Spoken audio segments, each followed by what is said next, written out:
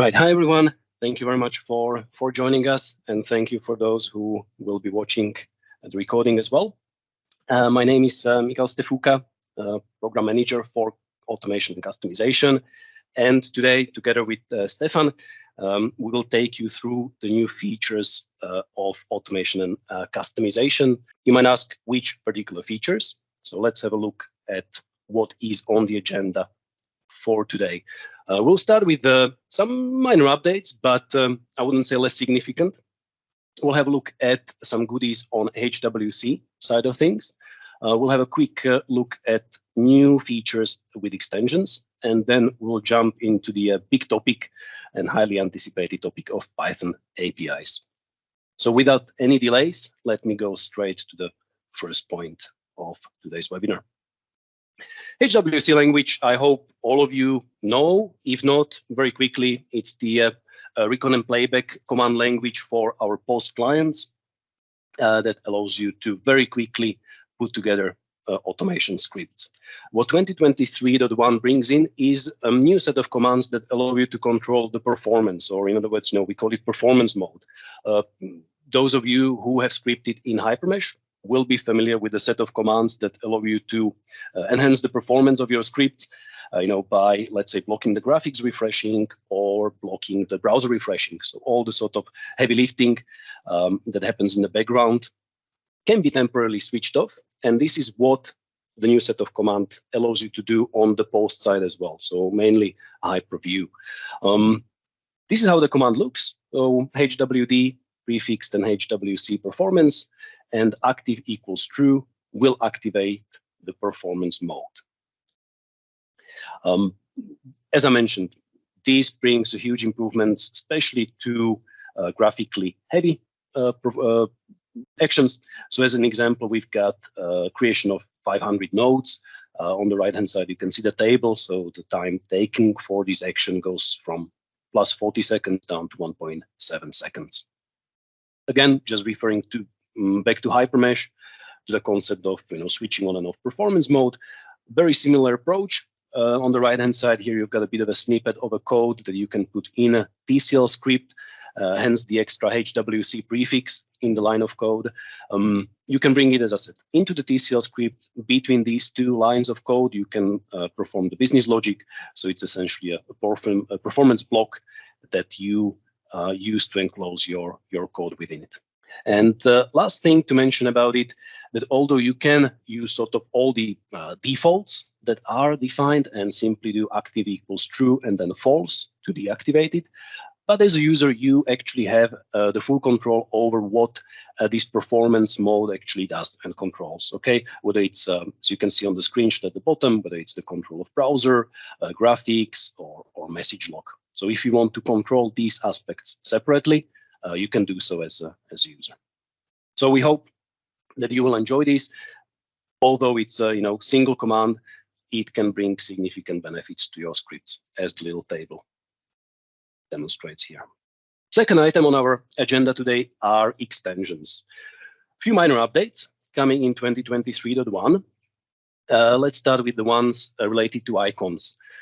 So for an extension package, as an author of an extension, you can customize it a bit further, and you can give it sort of your own flavor and create a custom icon. So in the extension.xml file, you can add an extra entry called icon. And on this little screenshot here, you can see that GTA 2023.1 icon was specifically created actually for this extension that Stefan will use later on during today's webinar. If you're not using a custom icon, you can rely on the default ones. We have changed the behavior slightly, and you should see an icon that belongs to the application from which you're actually invoking your extension, or in other words, the application that the extension actually augments with its new functionality. Yeah, that should be per application. A few minor updates that we believe will make life a bit easier when it comes to extension manager in general. So let's quickly view what's there. As an author of an extension, you've always been able to define the version of the extension and also the minimum requirement on the product version. Both of these two pieces of information were mentioned at the top of the screen. So we've essentially, this is a UI change. We have just displayed this slightly differently. So from 2023.1 on, you will see that the version of the extension will appear at the top, just under the name of the extension. And then separately, later on, you will have a minimum required version, which is the version of the product that the extension is for. The entry point for Extension Manager has been renamed. Previously, you would see the Extension Manager link in the file menu. We changed it to extensions, which is laying the ground for bringing more features within this menu. So although the functionality is the same, we're preparing to bring a bit more stuff for users in the future, hence changing the name to a generic extensions. And last but not least, we have improved the bar message, the user message that appears in the bottom left corner when you're loading an extension. Again, some valuable feedback from the field. Especially if you're loading a big extension that might be, doing some heavy lifting, the initiation script might be running for several seconds, depending on what the author intended. It's useful to know what's happening and useful to know that this is actually an operation related to a specific extension. So if such operation occurs, you will see in the bottom left corner that an extension is loading, and it will provide the user valuable feedback. And that's what we have changed on the extension side for .1. And with that, we can move on to the main topic of today's webinar, and that is Python API. Python API in 2023.1 will cover the first phase of HyperView and HyperGraph APIs. All right. The first one focused on essential framework classes and the basic workflows for both HyperView and HyperGraph. And Stefan later on will go into more details and show it live as well. Let me start with what we believe is one of the best news with respect to this project, and that is that there will be a full documentation. Let me show you a quick proof of that. The website. So once you get your hands on the 2023.1 documentation and you enter the API reference guides, scroll a bit down and you will see a new link for Python API. Click on the link and it will guide you to sort of a middle or a transition page for Python API.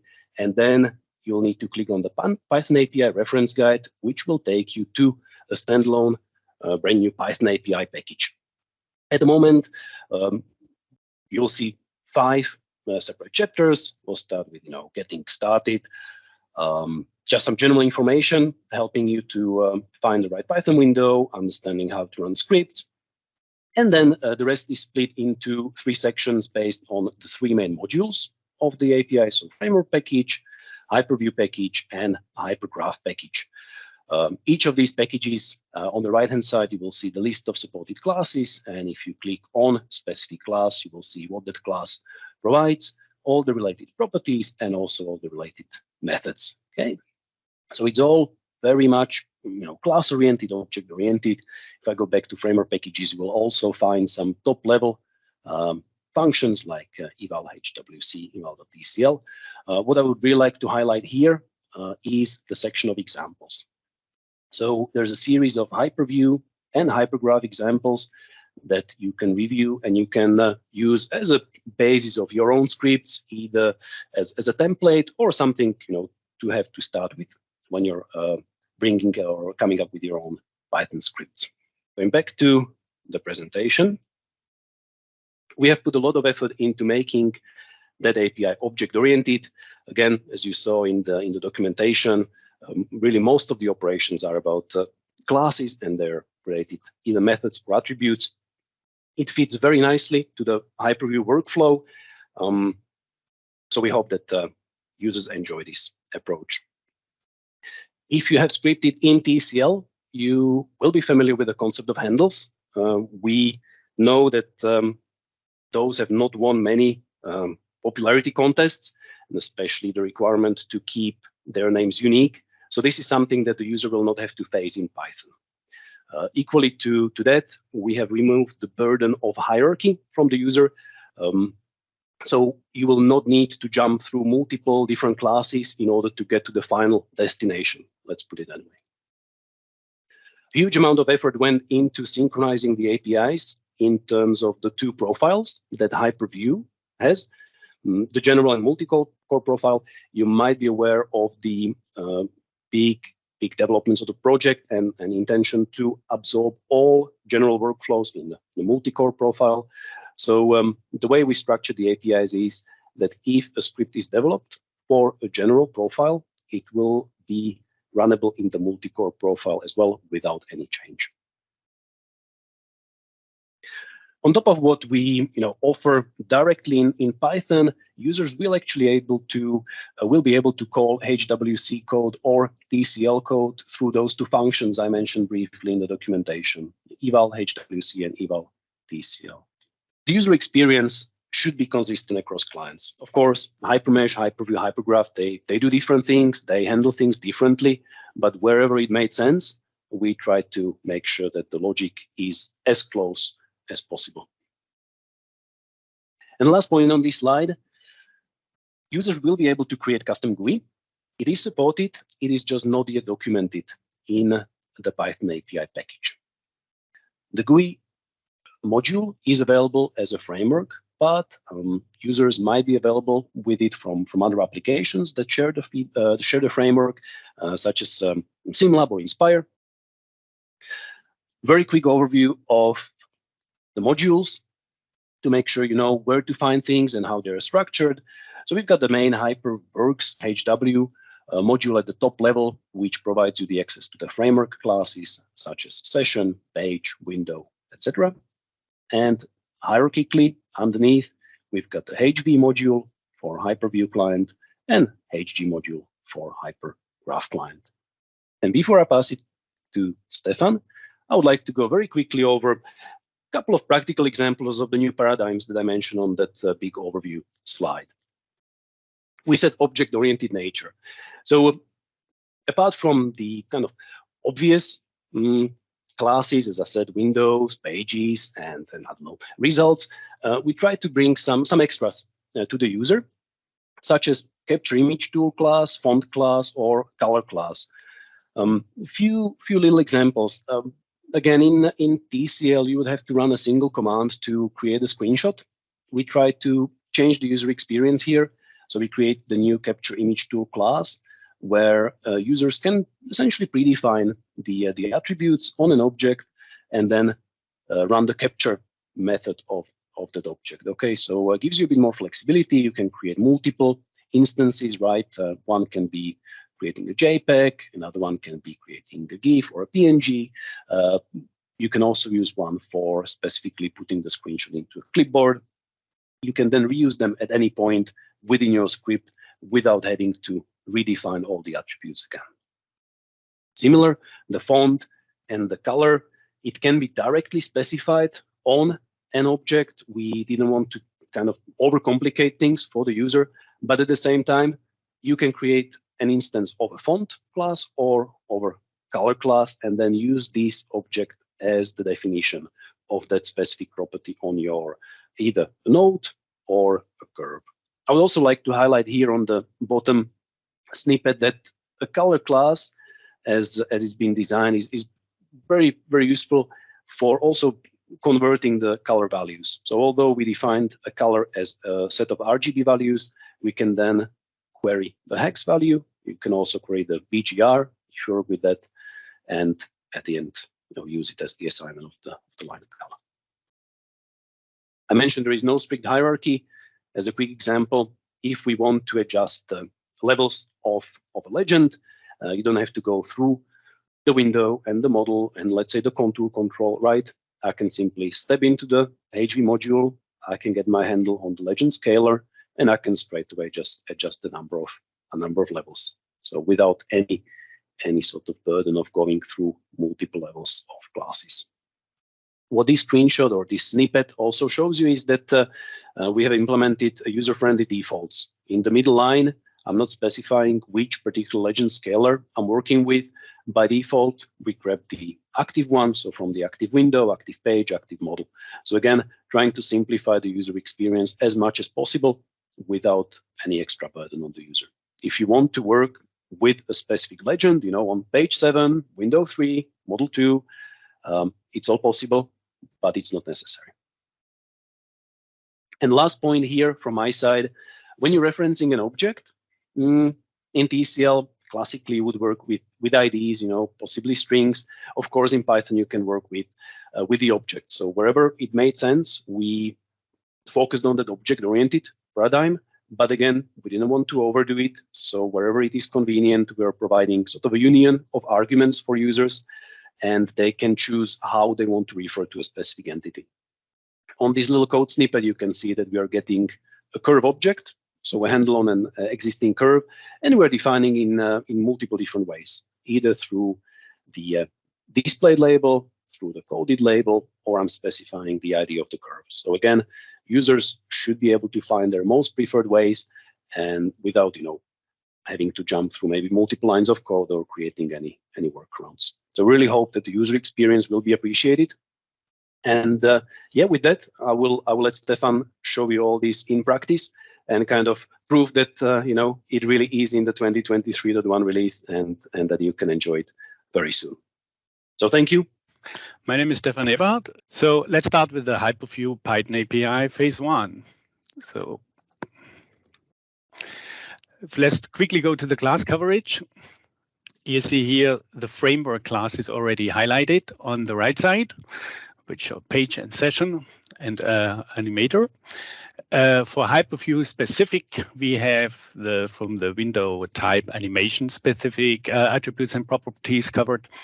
We will have the whole result and legend stuff covered. From the entity side, we have model parts, editor element and nodes covered. And we cover collections for these entities, filter classes as the 3 filter classes we know from the selection set, and the Boolean operations. So if you want to combine 2 collections, you can plus and minus these collections. And then we also have the export model H3D in phase 1 covered. So let's show here when stuff is missing, you can integrate existing TCL commands using eval TCL. So here a little example. Here I used in Python the post query package. I load it and then get the component list here, both with IDs or by name, and use with basically eval TCL get both lists. Doing this one in Python, I created here a part collection of type part. Populate is by default true, similar to HyperMesh. So if I create a collection, it will be full, all the parts will be included. And then I get the lists and print those via Python. So this is the output, as you will see in the console. I will show this live, and before I go here to application, you will see here the GTA 2023 extensions. I loaded it via file extensions. And this extension we will put on Alta Community as soon as 23.1 is out. So everybody can see it. Let's have a quick look inside of this extension. You will see here the extension with the ini.py and initTCL file, and all the demos you will see are here included. Okay, for this eval TCL, when I run the code, I already showed you here, the model is loaded, and then here with eval TCL, both the lists, the ID lists for part ID lists and part name lists are created with these different methods.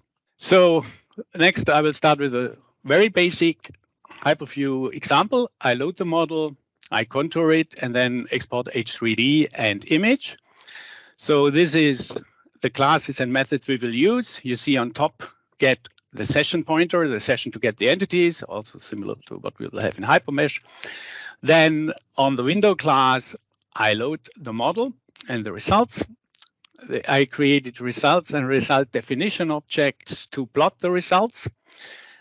And with the animation tool, I will create this one to modify the frame. so that and then last not least, I created two export tools, the export model H3D and the capture image tool, to export this stuff and export the image and the H3D.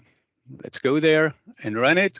The model is loaded, it's fitted, and then it is exported. When we look, it should be here on the out tier.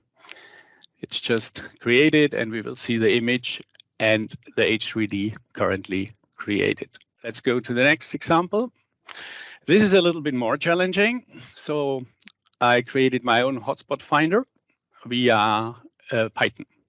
So the class and methods I used here, I created a collection. Here I use populate false, a collection of type element. So this collection is empty. I created a filter by scalar object with the operator top n and value 1. And I have then filled this collector with this top 1 element. The next step, I get from the collection the entity list, get the first element and the centroid of it. Then I created another collection also of type, entity type element, and also with populate false. And then I created a filter by sphere with the x, y, z coordinates of the found element and added basically the elements in this sphere to the sphere collection.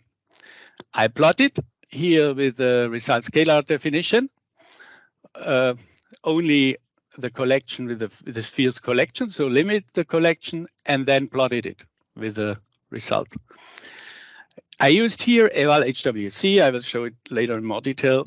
So because we haven't coupled views yet, so I just record the view and put it in, and then I will show it here. This is the max by sphere. So it's loaded and run. So that was the code you have currently seen. Maybe we have a quick look at the documentation. This was the max by sphere display top n. This is the script which I showed parts of it, which is currently running. You will see the node which I created, because we also haven't coupled nodes yet, was also created via HWC. The next one for HyperView, I create a macro with GUI support and loop over a whole bunch of results. The class and methods here, I use the AHWX GUI toolkit Mikhail already mentioned to create the dialog. Then, in addition to the classes we already seen, I use the page class to modify the layout. Use the legend class. Here you see I reduce the number of levels here and change the settings and fonts.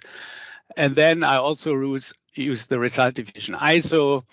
I capture from the legend max min and set it to 20% of the range, etc. So the whole thing. And and then I export everything. During the export, I create H3D and images out of it. So I run here the tool with the macro GUI. You see the GUI and I run. And now you will see for each of the result types I defined in a dictionary, I loop over and made the different X, Y, Z data components, set it, and jump back to the beginning. And let's have a quick look.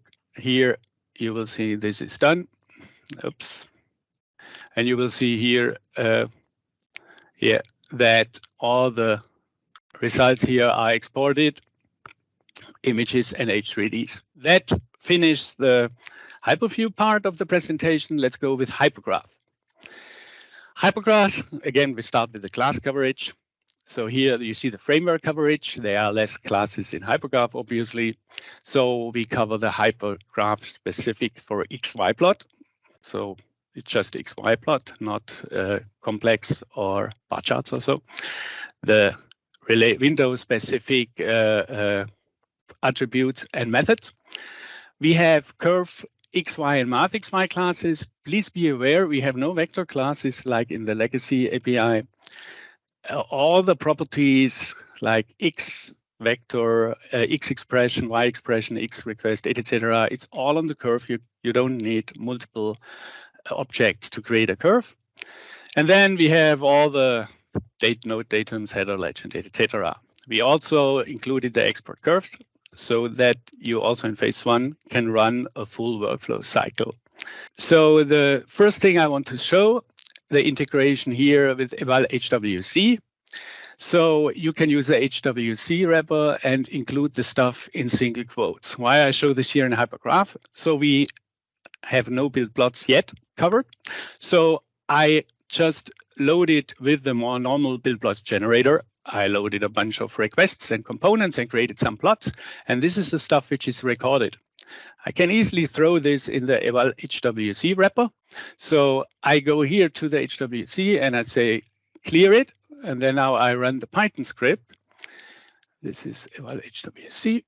You will see it will run the code. And now you will see reverse that the stuff is loaded, the layouts are created, and then all the math and everything is done the way. And you will see that the Python running this Python code will create now the HWC code. I haven't turned the logging off. I can turn the logging off, but for demo purpose, I kept it here running. Okay, the next example, I want curve for math expression. Very simple. The class and methods, again, session, we need the curve XY to create the curve. I just used here a bunch of expressions, you know, and some curve names and simply create it. We will see this live.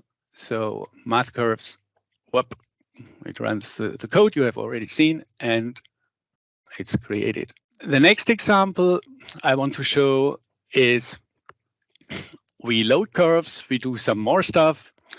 We load multiple curves from type file. We add datum lines at the vertical ones at the maximum. We add nodes, we position them, we control them, etc. So the classes we use is curve XY to create the curve and shade it, etc. The math XY class to add the math, then node legends datum. Here I show just node and legend. To create a node, here the legend is a singleton, so I just get the pointer and modify the font size or the datum. I can use the window class to update. This is very simple. So normally you have to do fit, recalculate, and draw, but we have also commands to do this all in one shot. And then last but not least, we see the capture image tool we already have seen, but also the export curves tool, which allow me to show for the whole session or plot or window, etc., to export this one. So I run this one, export curves, this code, and you will see here. So now let's go here. Maybe see some code in action. I go here and load something. So run some code snippets. For here, I import HW and then also HWHG.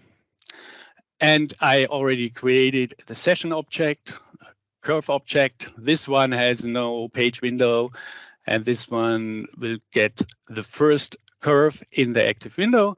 A math object, if nothing is given, like here below, I give page window curve or so, but this one, the math object will get the first math entity of the first curve in the active window. Okay, when I want to see m dot, I can see what kind of operation or whatever, you know, I can click here, click it, or m dot padding, mirror padding, I can change it. But when I go further, I want to say, okay, I have this math object and which is the parent. I want to get the curve. I get the object. This doesn't tell me a lot. So I can, from this object, the ID or label, or maybe label as displayed, because this tells me a lot more. So get this one.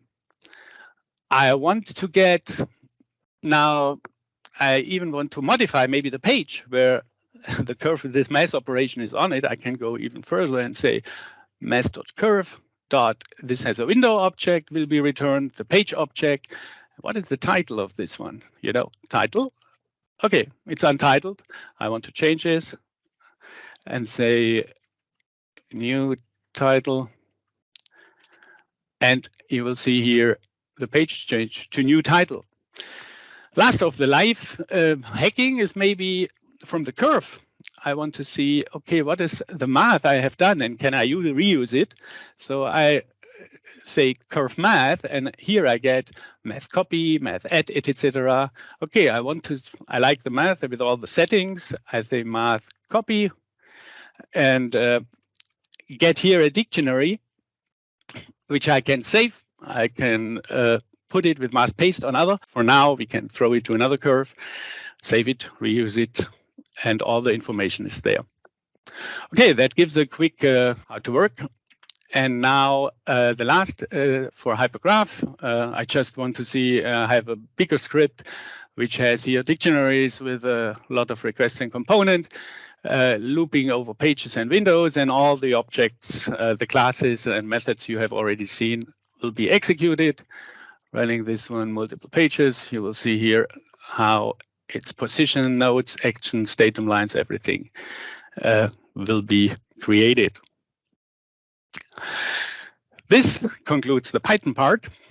I quickly want, Mikhail mentioned that, so this is created. The performance mode, I quickly want to show a live demo of this one. So the creation of 500 nodes. So if you create a node, it will be recorded, the creation, then if you attach it, etc. So 3 lines will be created. In this script, when you run it without these lines, you need here 40 seconds around and here 1.7 seconds. No, we don't want to wait 40 seconds, so I limited here the list to 200 nodes. And you will see here, if we run it without the performance mode, you will hopefully see in the Teams transmission that how they are created one by one. And for 200, it's 9 seconds or 10 here. It's done. Now I delete, you see the recording, the recording was done from the script. I haven't blocked it. I clear it. Now I go to the performance mode on. The model is loaded. And now, whoop, 1.8 seconds, 500 nodes are created. And when I click OK, you will see the performance mode was active and nothing, no browser update, nothing. And when the script runs to false, yeah, that's then now the GUI is again reactive.